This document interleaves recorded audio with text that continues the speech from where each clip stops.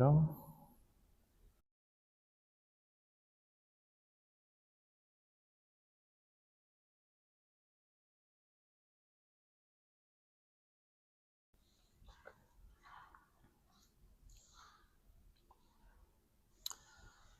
to digitize my notes. So I refuse to read off computers or iPads or my phone. So I only have 3 bookshelves in my room.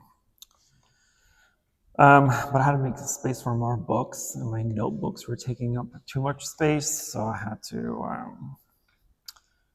make a 21st century decision.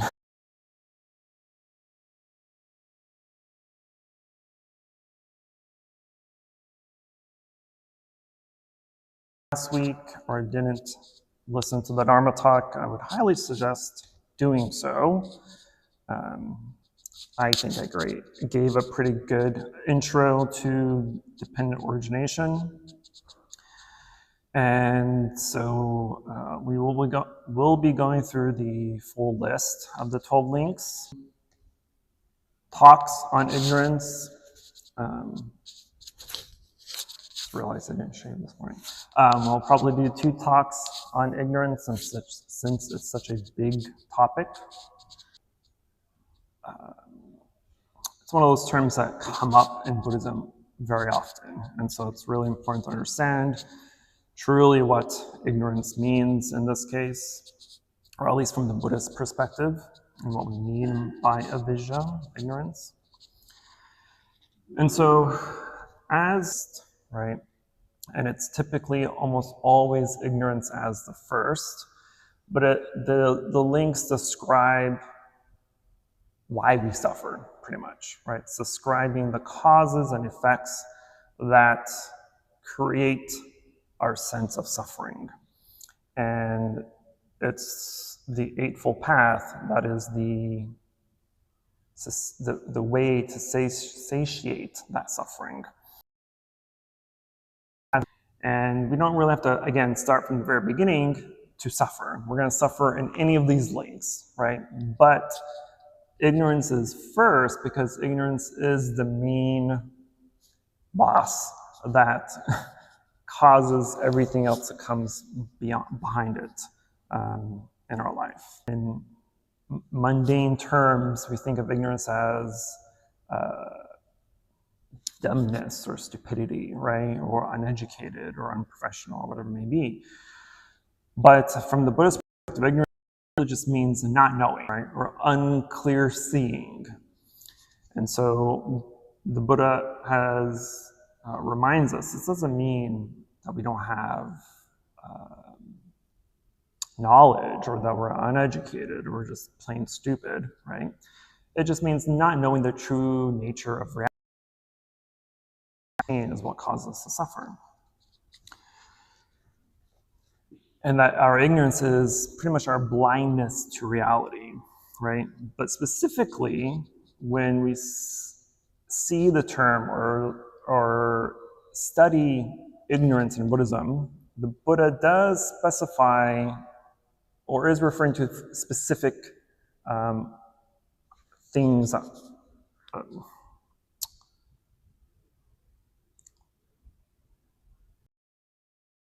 And the causes, the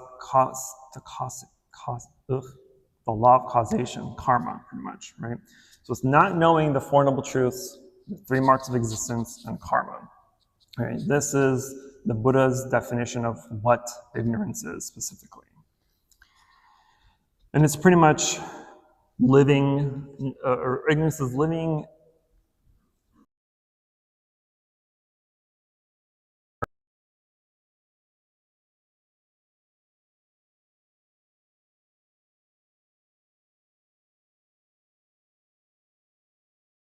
and is believing in that permanent, because if we imagine, because we can't see, we're in this darkness, we may end up bumping into things, right? And so the furniture isn't, or the problem isn't in the furniture itself, right? The problem is the darkness. And so our ignorance is kind of like this darkness.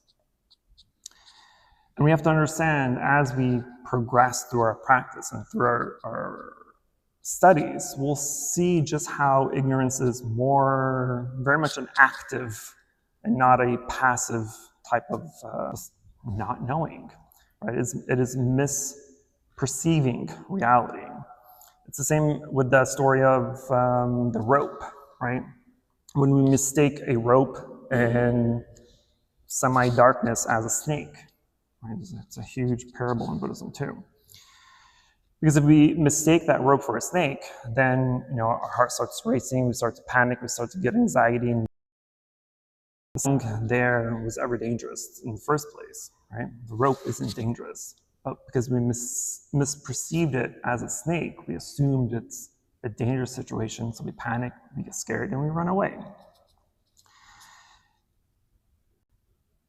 But that snake only works exactly in that same way. If someone criticizes us, right, we immediately think they don't respect me, or they are attacking me, or that I'm a failure, or whatever other excuse you want to give yourself. But it's from these types of thoughts that anger arises. But we're unfortunately usually reacting to our interpretation of what is going on rather than the reality itself, right? Again, it's our reactions to things that really cause us the most suffering. It's the wrong reaction to things that cause us the most suffering. It's our misunderstanding, our misinterpretation, our misperception, right? It's all our biases, it's all our discriminations, all our likes and dislikes and loves and hates and all these things experience itself. So ignorance creates all these stories, right, in our head. But as we start to investigate them, we'll see, hopefully, the wisdom that arises starts to see clearly, sees the facts, rather than, unfortunately, then causes us to constantly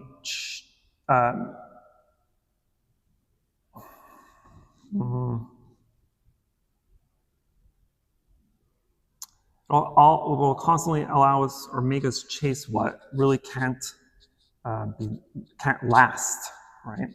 Because of ignorance, we're continually seeking permanent and impermanent things. And so we think, if I just get this perfect job, or have this perfect relationship, or have this perfect house, or have these things, and we do get some momentary happiness from these things. But after a while, after that initial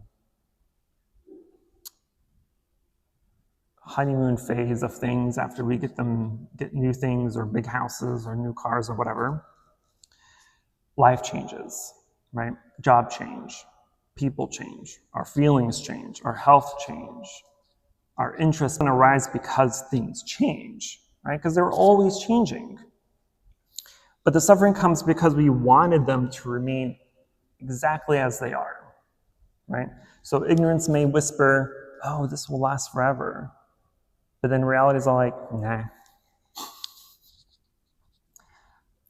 Reality says one of the deepest forms of ignorance is believing that there is a permanent self that's hidden somewhere inside of us, right?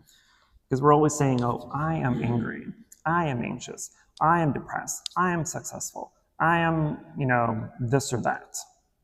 But the Buddha is constantly reminding us to be a little bit more mindful, to look a little bit more deeply. I of yours, the self, if you can give it to me, I'll enlighten it for you. Just give it to me. Put it in my hand, and I'll make you a Buddha. Anybody hand me yourself? Can you put it in my palm? No. Right? But because the body changes, right? Our thoughts change, our feelings change, our emotions change, right? Even our memories will change over time. And so then if everything arises and passes away and it's constantly changing, then what remains unchanged?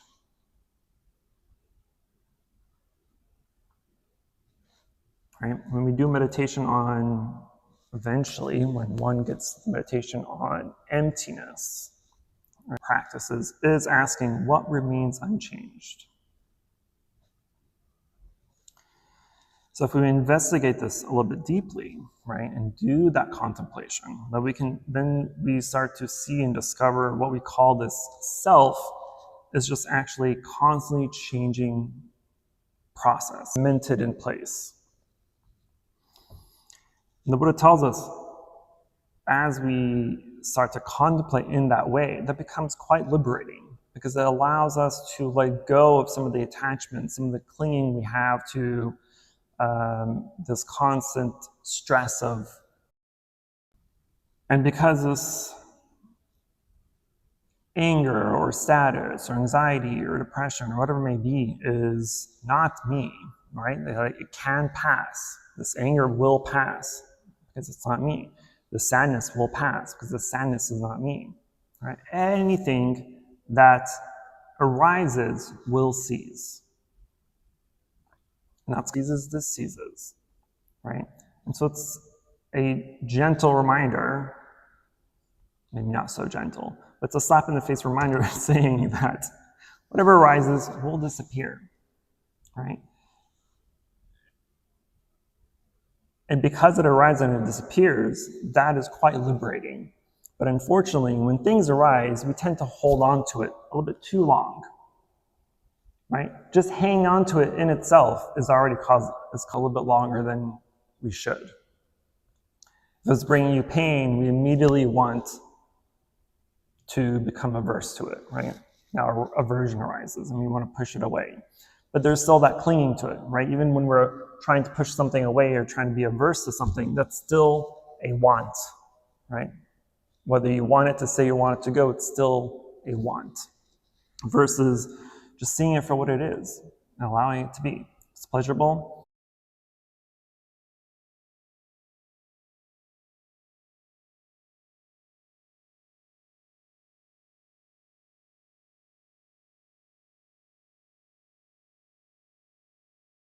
To you.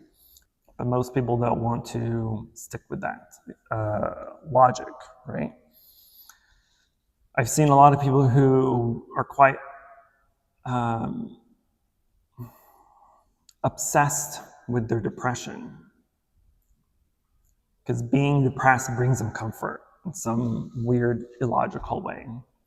Common phenomenon is that these unwholesome or negative emotions or states of mind, people cling to them because that's to avoid, it's not PC at all, but because they're lazy, they don't want to be able to get, I mean, at least I've heard people say, just snap out of it, right? Well, whether you've told someone that or have been told that, just snap out of it. Though it may be a harsh statement to say, just get over it. It's quite truthful. Depression, causing me sadness, or causing me anger, or even the good feelings. What's causing me to be happy? What's causing me to be joyful?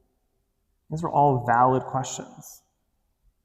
Because as we mentioned last time, right, once, because of our ignorance, I have to do this really quick. Because of our ignorance comes volition. Right, volition meaning just the intention, pretty much, right? And through our consciousness and through our name and form and six senses. So it's at the six senses, seeing something, or any of the senses, whether you've seen it, heard it, smelt it, tasted it, touched it, right? Once there's that contact, there's an immediate, not immediate, but it immediately follows with feeling. And it's this feeling, again, it's always going to be either pleasurable, unpleasurable, neutral, right? Anything will be under one of those three categories. But it's at this link, at the feeling link, where I said I think it was last week, I said that between contact, right, seeing, hearing, tasting, smelling, et cetera, happens in that feeling. Even though we may feel like it's almost immediate, right? We'll see a flower and I'm like, oh, that's pretty, right? That feeling that we are telling ourselves or saying out loud, it may feel immediate, but there is time where we can pretty much put up a stop sign or a caution sign saying, hey, watch what's happening right now before that feeling is validated. So before there's even that conscious recognition of pleasurable, unpleasurable, and neutral, right? We have time to get in between that, pretty much. And they say that because once feeling has been created or validated, right? It's either going to be a good thing or a bad thing, right? Or displeasure, right? Because anything, you see things as neutral all the time. The board to you is neutral. This cushion you're sitting on may be neutral. This building may be neutral for you, right? We don't have any necessarily strong positive or negative feelings toward anything, right? So those things are not typically easily seen or recognized. But something that is pleasurable or unpleasurable is, right? And if something's pleasurable, reaction of a human would, oh, this tastes good, I want more. Or this feels good, I want more. Or this sounds good, I want to hear more, right? Or it's the opposite. This doesn't taste good, I don't want it. This doesn't sound good, I don't want to hear it. This doesn't feel great, I don't want to sit on it, right?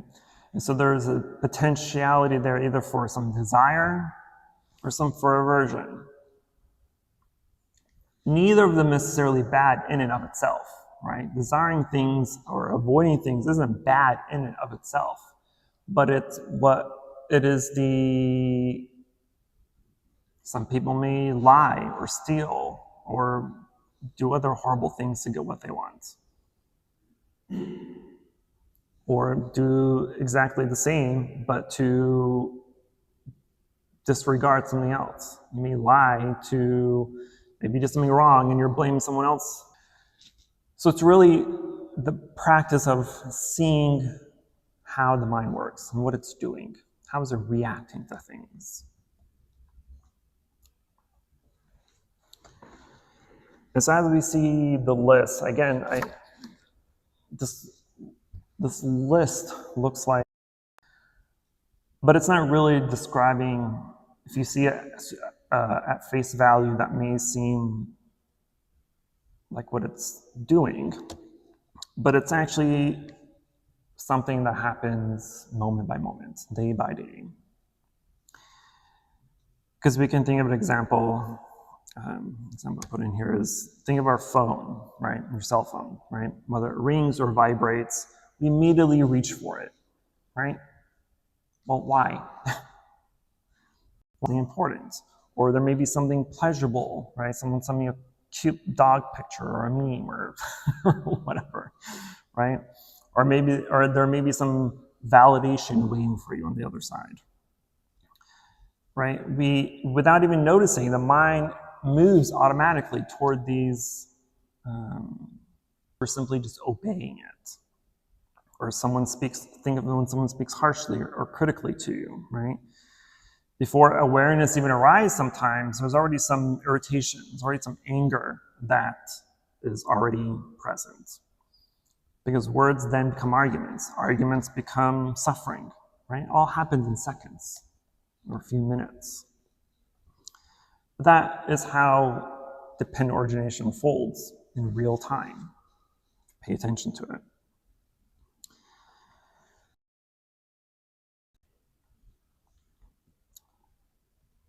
And that is, as we said it before, that's the real goal of our meditation, is to see clearly, to see reality as it truly is. And so if we're able to sit quietly and observe the breath, right? If you're attention on it and you're aware a thought has arisen, it will disappear, right? It will go away. Then an emotion arises. You see it changing from one emotion to another, or you see the intensity of it change, and it too disappears.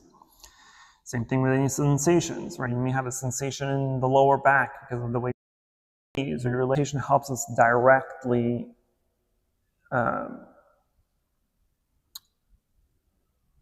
see how ignorance arises in our daily life, and that everything changes.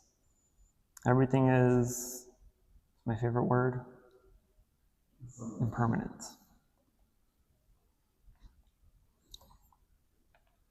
So since everything changes and nothing stays, right? Nothing actually belongs to us. Nothing can ultimately satisfy us forever. And so if we start to investigate that more, right? So one of the seven, up there, but one of the 7 factors of enlightenment is in this investigation of the Dharma, right? Dhammavicaya, investigation or contemplation.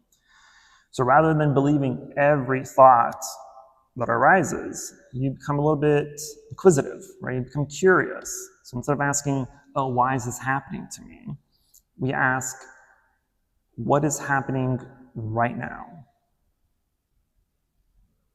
Not to you personally, but and if then saying, that we're angry or that I am angry, we observe that anger just has arisen. It's not your anger. You don't own it. It's just a feeling or a sensation that arose. It doesn't mean you can slap your name on it and call it yours, right? It's just anger. And same thing happens with any other asking, what is this? Because if you take that I out of it, then it's not you. It's not you. It's not so personal, I guess. And all that interruption, that inquisitive interruption, that questioning that comes from that, again, allows wisdom to arise.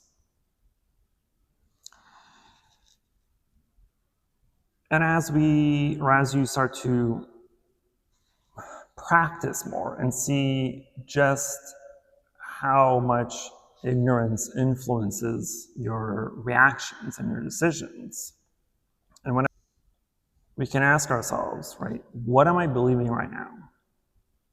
Is this belief actually true? Right? Am I resisting change? Or what expectations is creating the suffering?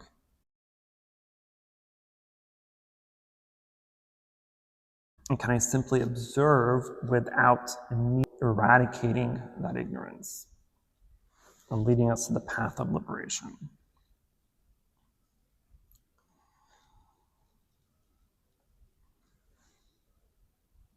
So the Buddha said that he did not teach that suffering begins because life is unfair. Suffering begins because we understand the nature of life. And so ignorance, again, is like lamp or a light is lit, right? The lamp is wisdom.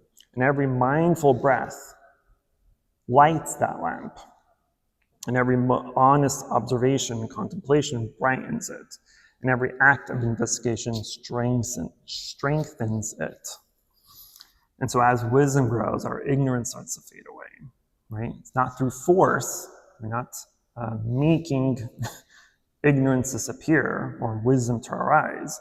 We're simply allowing it to mature on its own through our understanding, deep understanding. It's part 1 of 2500.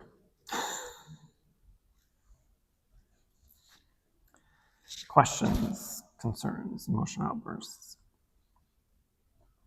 Yes, sir. You mentioned how you use the term snapping out of it. So if it could be convenient and easy for that individual to stay in the person, not wanting to do the work. Is there such a thing where it's an attachment of sorts to say, you know what, I'm depressed, I'll stay here? There are obviously levels of depression, right? because every human gets depressed. Everyone gets depressed. But then you have the, trying to think back of grad school, which is just the simple kind of inconvenient sadness that we may all feel every once in a while. You have clinical depression, you have chronic depression, right? And so I won't touch on clinical or chronic because that requires professional help and medication. And it's more than one can get out of by themselves, right?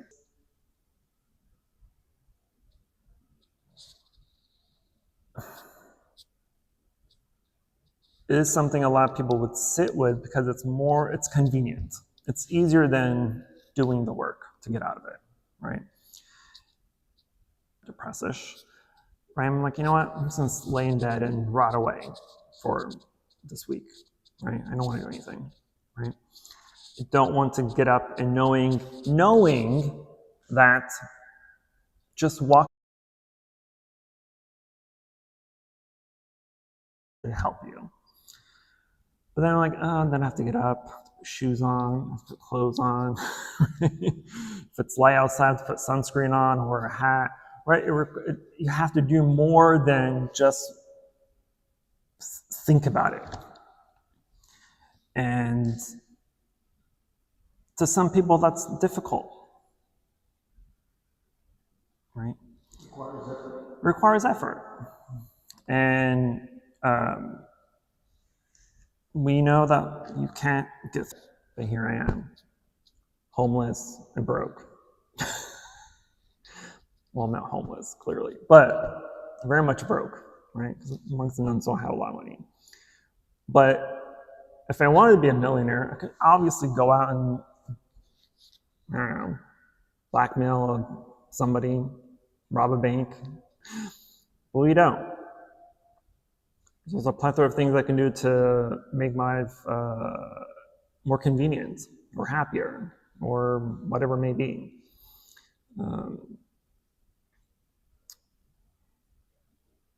But I also think of it in the same way, like, think of working out, right? Most people don't really work out because they use an excuse of, I don't have time or whatever. That's always been my excuse.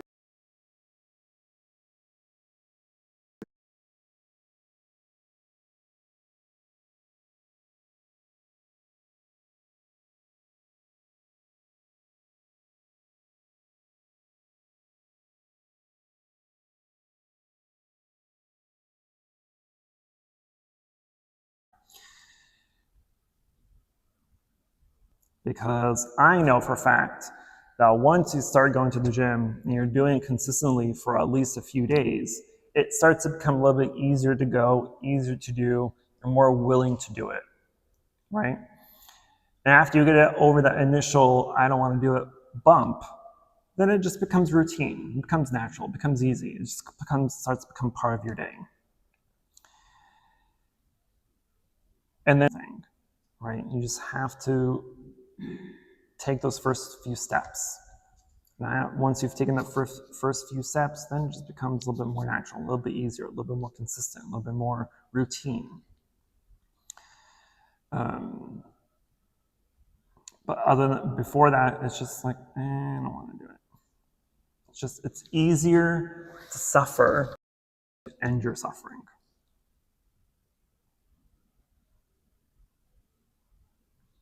Yes, sir. When do we know, or how do we know, or stopping something really pleasurable, like eating a full box of chocolate? How do we know that that effort starts becoming aversion or clinging? For example, I'll do my effort to go to the gym. That's healthy enough. But how do we know when it becomes unhealthy or not enlightening? You know?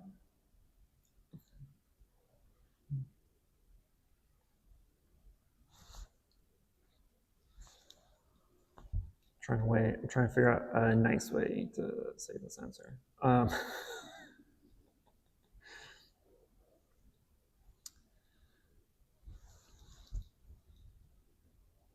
should, right?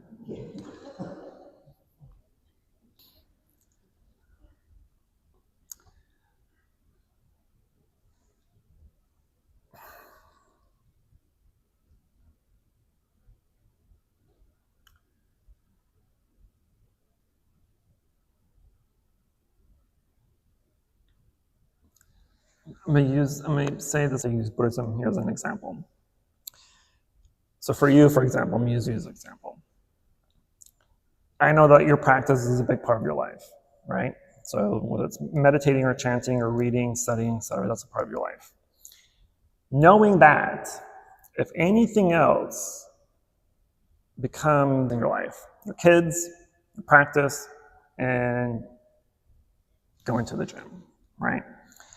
If going to the gym causes you to forget to pick up your kids from school, or causes you to skip meditation because you worked out longer than you were expecting to, then that becomes a problem. But if you're able to equally balance all your priorities without wanting more or less of anything else, then you know you equally all have 33% of your time and not 10%, 50% here and 40% over there, right? Those aren't priorities. Those are top three. Those are shifting importance and denying or declining something else. I would think that's when the question of right, right,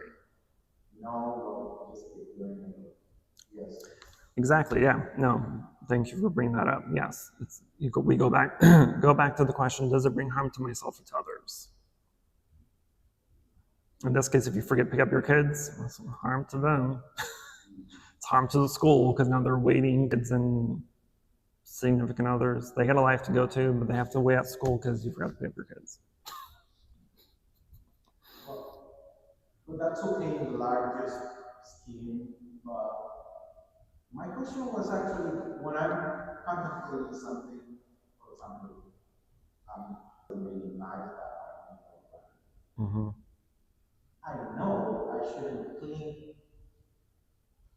to that in the sense of, oh, I need now to go to the supermarket, I need to more. But should I stop eating? If it's a full cake, should I stop eating it at one slice, at two slices? When it stops to be a contemplation and you start doing something about it, so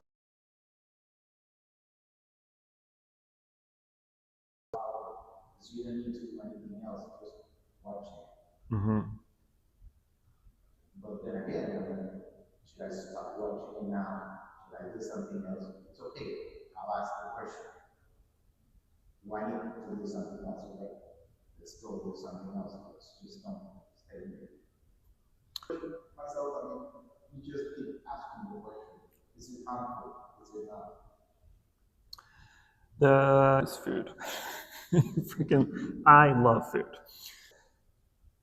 Food, it's one of the easiest things to recognize attachment. And when we talk about attachment or clinging, sometimes we over exaggerate it a bit, right? Because attachment, right? And so when we're eating, if I'm eating, let's say, a piece of cake, right? Yeah, I have the full slice and I own this full slice. I know I'm going to eat, like, this slice is for me. But if you're eating this cake, right, and your reaction or your thought is, ooh, this is really good, I want more, immediately that's attachment. It's already yours. But immediately when you take that first bite and you're like, this is good, I want more, immediately attachment. You stop eating or No, because what happens is what we should be doing is, I'm eating, this is really good. I'm enjoying. I like you're taking away the attachment of wanting more and just enjoying what you have. For all you know, the plate could fall my slice from me, right? Or whatever it may be, right? And so instead of eating it and can't wait for the more slices, because the more slices is not guaranteed, right? Having the rest of this cake is not a guarantee. So instead of craving the rest of the cake, enjoy what you just ate. Enjoy that one bite, because for all you know, that's all you have. The verse watching you move to prevent the bird from taking your piece. No, the bird is hungry. The bird got to eat too. I go for it. But it's the same thing with anything, right? With feelings toward people, right? Your significant other is not guaranteed to be alive tomorrow. So instead of planning the next 5 years of your life or 10 years of your life, which is fine, right? But don't think of it as a guarantee, because it's not. Things will change. That's why life is great, because things change. Because things change, that means good. And that acceptance is the dissolvement of our ignorance. Yes, sir. It also comes down to discipline, and then the mindfulness, that makes peace in the stomach for the, so to speak, the pleasure. Yeah. Mindful. It's all you need. That's why we talk about mindfulness so often. It's because it's such an important piece to our practice, such an important piece to our realization, our awakening. Without it, we're just slaves to our suffering. Yes, we do. Mindfulness is something like to see things as they are, whether it's food, whether it's love, or depression, whatever happened in the past. That's the root cause of the depression. Mm-hmm. You just holding on, like you don't let it go. You just keep holding on to the time. Okay, nothing is going to happen. No, that outcome, whatever happened, that is going to happen in the future. So we just like, oh, yeah. Mm-hmm. And we just, yeah, because I'm not going to make $1 million, like you said, because whatever outcome happened in the past, if we just keep the judge, we need to go back and nothing happened there. Nothing's going to happen next, so we'll just keep going back and hold on to that depression. Right. Now, same thing with food. Like you see the food, it's food. It's just for living, not we live for the food. The food is just right. everything we can survive. And if we think that way, then food is just like things that we should.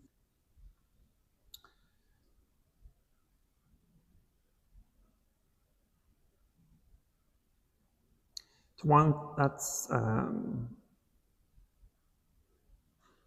why expectations are so dangerous. Because the moment we have, so it's the wanting, and that's also part of depression or sadness or even anger, right? It's wanting things to be different than what they are, and having no control. And that lack of control is what causes anger, what causes sadness, what causes anxiety. Because we can't predict. So since we can't predict, awesome. That out of time as usual. So please join me in invoking the Buddha's name 3 times. Namo Shakyamuni Buddha Namo Shakyamuni Buddha. For any positive karmic action we've accumulated here today, we wish to transfer the merit to all sentient beings and wish them full.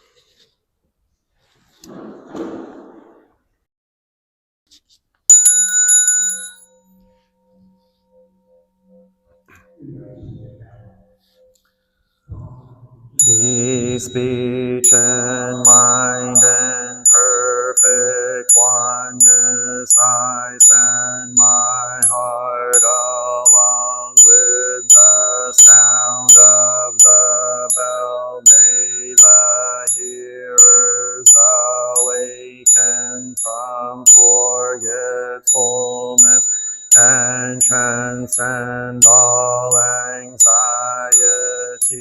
and sorrow. Listen, listen, this wonderful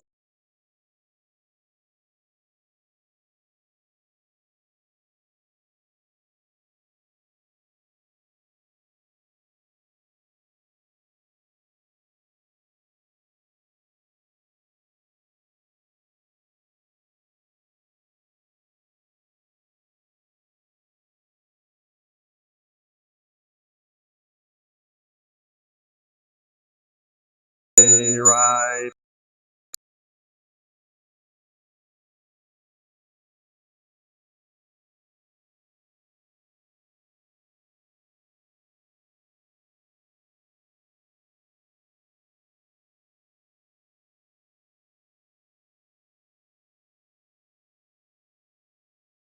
May we and all lives our true home.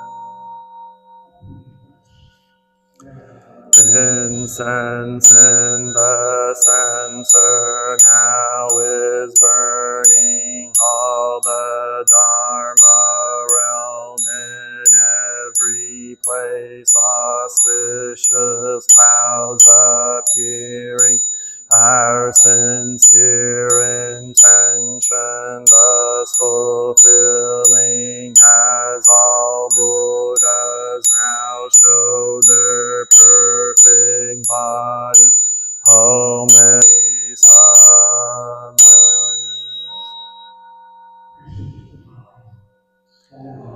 Edge to the eternally abiding Buddhas, the supreme Dharma and sagely Sangha throughout the Dharma. To the fundamental teacher Shakyamuni Buddha Maitreya, honored future Buddha Manjushri, great wisdom Bodhisattva, universal great conduct Bodhisattva, all Dharma guarding, glorious mountain assembly of Buddhas and Bodhisattvas.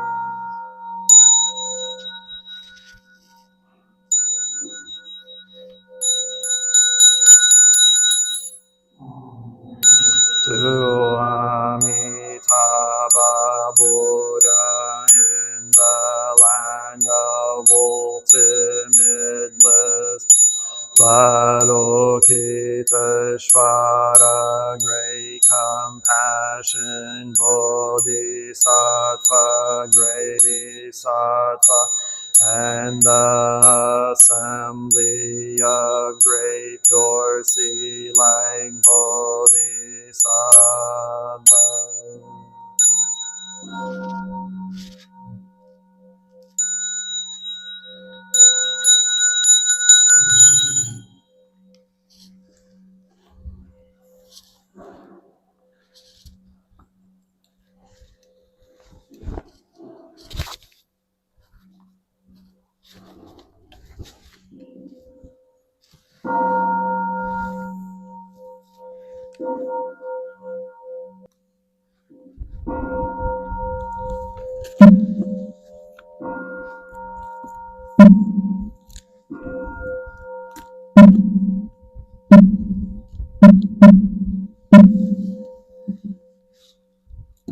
Great compassionate Buddhas and Bodhisattvas, Namo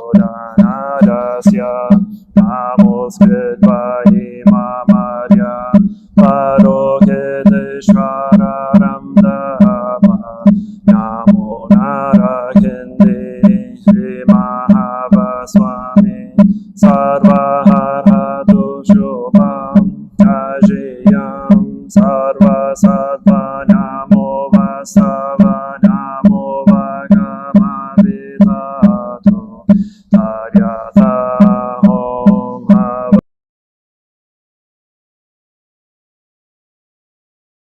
Hare Mahabodhisattva Sarva Sarva Mala Mala Mahi Mahiridayam Goro Goro Karmam Doro Doro Vishwaraya Chala Chala Mama Vimala Muktilehi Yahi Shrina Shrina Asham Ashari Visha Vishwam Kashaya Holo Holo Mara Holo Holo He Sara Sara Siri Siri Soro Soro Bodaya Bodaya Bodaya Bodaya Swaha Mahasiddhaya Swaha Siddha Yoge Shvaraya Swaha Narakindi Swaha Maranara Swaha Sira Simha Mukhaya Swaha Sarva Mahasiddhaya Swaha Chakra Siddhaya Swaha Padmakasaya Swaha Narakindi Vagalaya Swaha Mavari Sankaraya Swaha Namo Rapadaya Swaha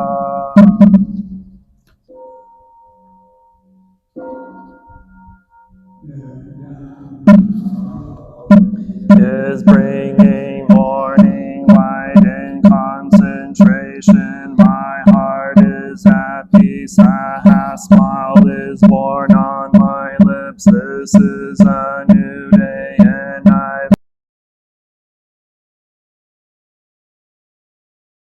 sun of wisdom has risen, shining in every direction. Noble Sangha, diligently bring your mind into meditation. Namo Shakyamuni Buddhaya. Namo Shakyamuni Buddhaya. Namo Shakyamuni Buddhaya. Surpass profound and wonderful Dharma is difficult to encounter in hundreds of millions of eons. I now see and hear it, receive and uphold, and I vow to fathom the Tathagata's true meaning. Namo Shakyamuni Buddha.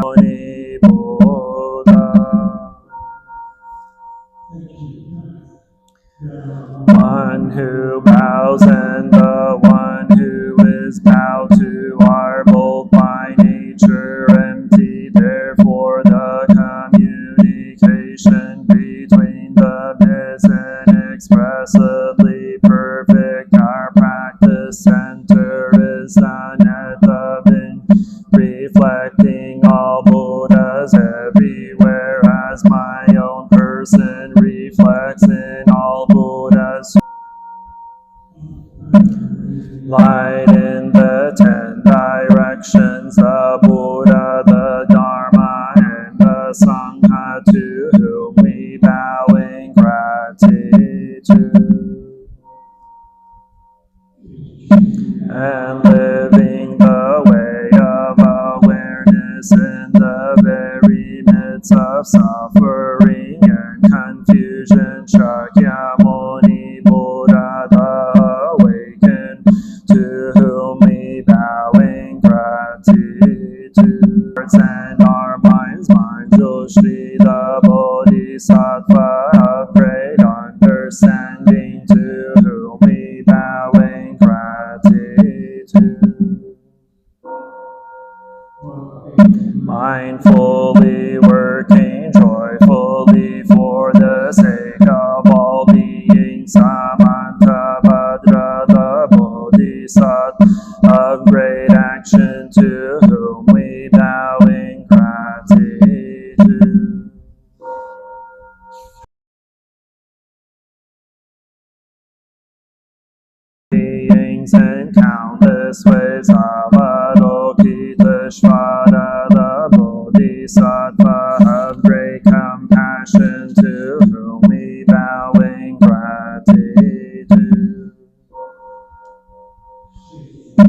awakening and loving kindness in children, sprouts, and all beings.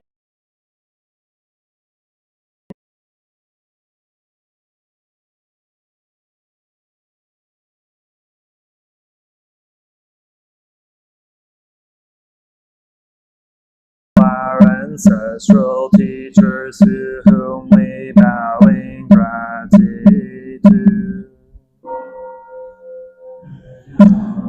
Is deep and lovely, we now have a chance to see it and practice it. We vow to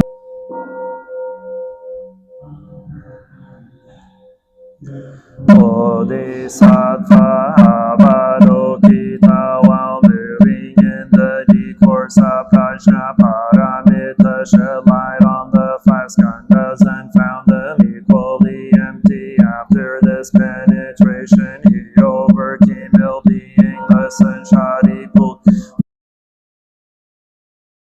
emptiness is form is not produced nor destroyed, neither defiled nor immaculate, neither increasing nor decreasing. Therefore in emptiness there is neither form nor feelings, no percept nor mental formation nor consciousness, no eye or ear or nose or tongue or body or mind, no form, no sound, no smell, no taste, no touch, no object, none realms of elements, no interdependent origins, again no path, no understanding, no attainment, because there is no attainment. The Bodhisattvas grounded in Prajna Paramit find no obstacles for their minds, having no obstacles they overcome fear, liberating themselves from illusion and realizing perfect nirvana. All Buddhas in the past, present, and future arrive at Anuttara Samyak Sambodhi. Therefore one should perfect understanding is the highest mantra, the unequal mantra, the destroyer of ill deed. For be proclaimed Gate Gate Para Gate Para Samgate Bodhi Swaha Gate Gate Gate. Invoke your name, Avalokiteshvara. We aspire to learn your way of listening in order to help relieve the suffering in the world. You know how to listen in order to understand. We invoke your name in order to practice listening with all our attention and open-hearted. We will listen without judging or reacting. We will sit in order to understand. We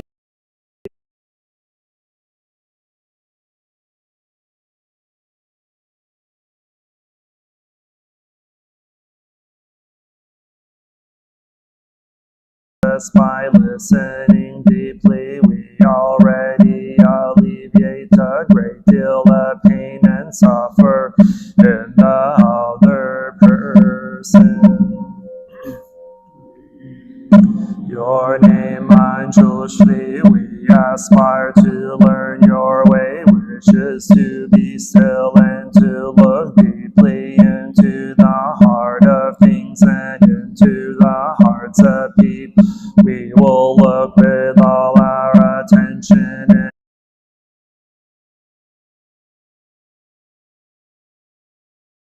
of suffering through the impermanent and selfless nature of all that is. We will practice your way of using the sword of understanding to cut through the bonds of suffering, thus free.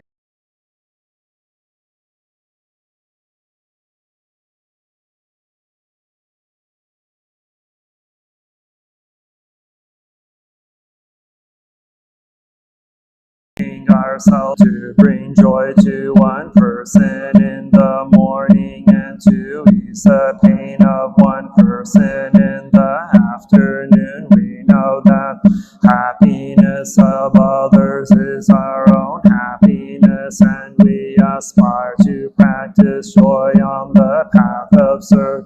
We know that every action and every smile can be for our loved ones and for all species.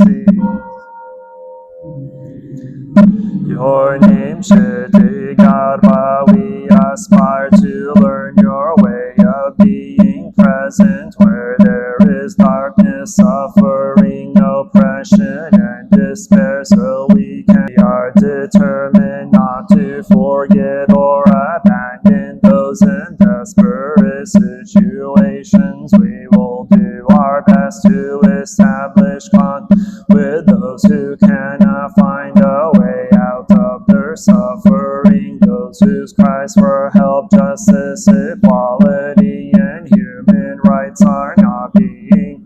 We know that hell can be found in many places on earth. We will do our best not to contribute to creating more hells on and to help transform the sea so that like the earth we can always be supportive and faithful to those in need.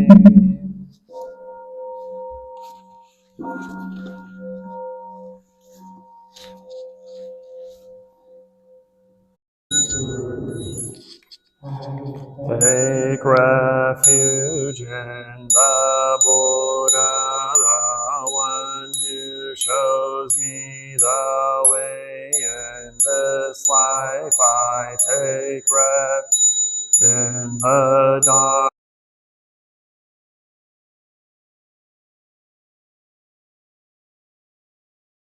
Dharma that lives harmony and awareness.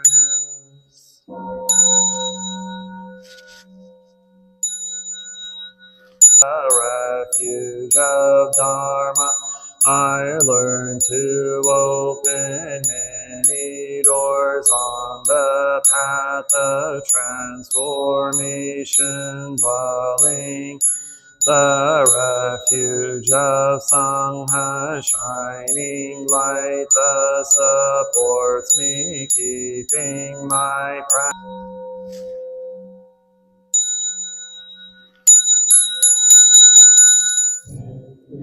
Refuge in the Buddha and myself, I aspire to help all people recognize own awakened nature, realize, aspire to help all people fully master the ways of practice and walk together on the path of liberation, taking refuge in the Sangha to embrace all beings and support their transformation.